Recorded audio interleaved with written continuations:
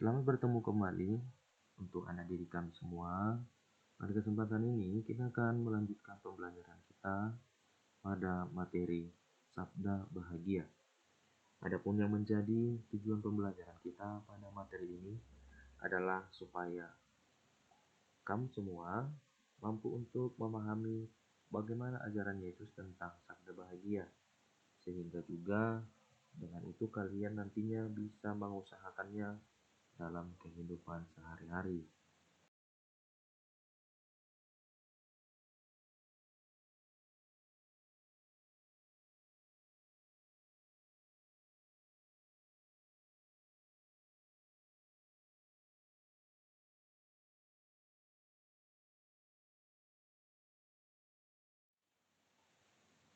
Yesus mewartakan sabda bahagia. Ketika kamu ditanya, apakah kamu pernah bahagia? Tentu pastinya kamu pernah bahagia. Lalu apa biasanya yang membuatmu bahagia?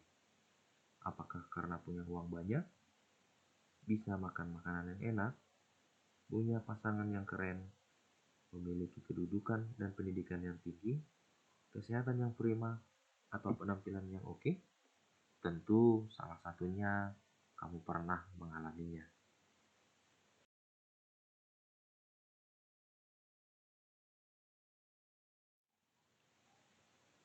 Namun, kebahagiaan yang kita alami tadi tentu berbeda dengan kebahagiaan yang ditawarkan oleh Yesus. Yang dimana kebahagiaan yang ditawarkan oleh Yesus tertulis dalam Matius 5 ayat 1-12.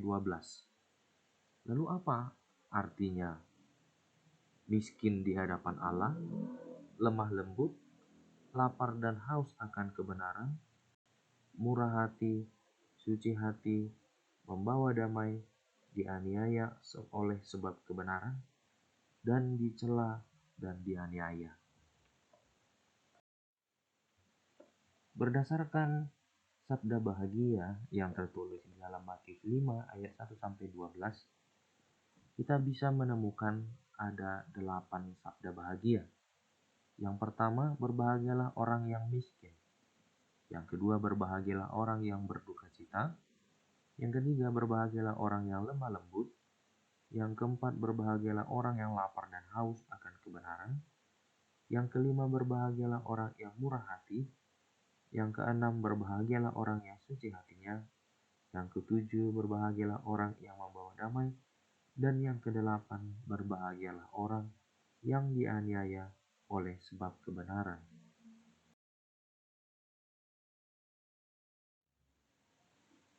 Sekarang, mari kita bahas kebahagiaan-kebahagiaan yang ditawarkan oleh Yesus itu. Yang pertama, berbahagialah orang yang miskin. Nah, maksudnya di sini yang berbahagia itu bukan mereka yang tidak punya sepeser uang pun, melainkan orang-orang yang hatinya bebas dan hanya mengandalkan Allah. Jadi mereka itu hidup tidak cinta terhadap uang atau tidak mentuhankan uang, tetapi mereka bekerja supaya bisa memiliki kehidupan hanya mengandalkan Allah. Lalu yang kedua, berbahagialah orang yang berduka cita. Di sini maksudnya bukan orang yang suka merengek-rengek, tetapi melainkan orang yang mengangkat suaranya untuk membebaskan penderitaan. Lalu yang ketiga, berbahagialah orang yang lemah lembut. Bukan mereka yang lembek, melainkan adalah orang-orang yang sabar dan bertenggang rasa terhadap sesamanya.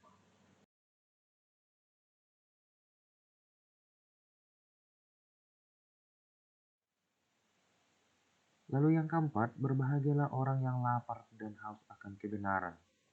Artinya bukan mereka yang suka merintih, tapi melainkan orang-orang yang mau berjuang untuk menegakkan kebenaran. Lalu yang kelima, berbahagialah orang yang murah hati. Bukan mereka yang melupakan kesalahan, tetapi melainkan yang mau mengampuni orang lain ketika sesamanya mengalami, atau jatuh dalam kesalahan. Lalu yang keenam, berbahagialah orang yang suci hatinya. Artinya bukan mereka yang berlaku seperti malaikat, melainkan adalah orang-orang yang hidupnya bening, tahu prioritas hidup, dan mencintai Tuhan sepenuh hati.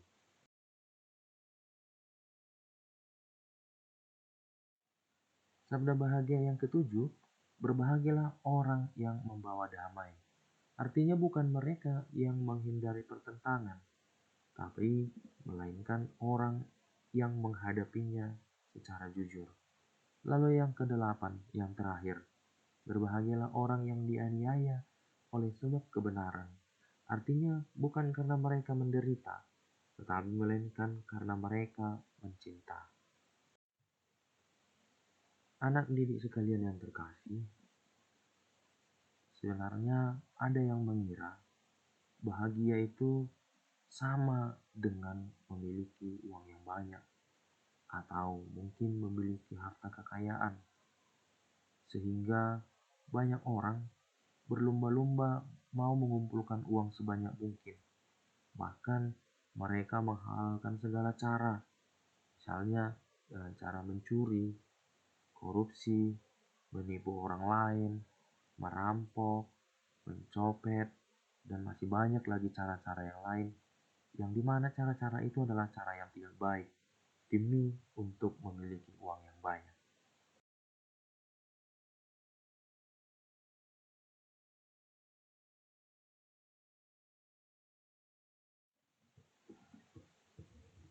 Namun, kekayaan, pangkat, uang, popularitas, semua itu baik dan membahagiakan jika semuanya itu didapat dengan cara yang wajar, dengan cara yang adil, dengan cara yang baik, dengan cara yang benar, dan juga digunakan untuk hal-hal yang baik pula.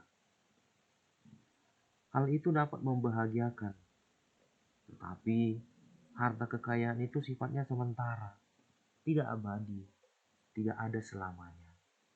Dan Yesus menginginkan semua manusia mengalami yang namanya kebahagiaan.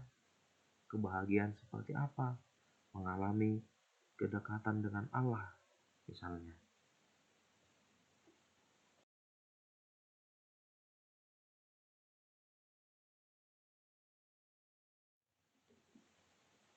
Ketika kita semakin dekat dengan Allah, maka tentunya hati kita juga akan semakin tenang.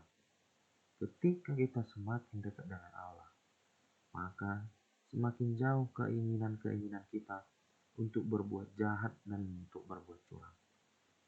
Allah adalah satu-satunya sumber kebahagiaan sejati, yang dimana kebahagiaan yang datang daripadanya itu tidak akan pernah berkesudahan dan terus akan bisa kita dapatkan dan kita rasakan selamanya.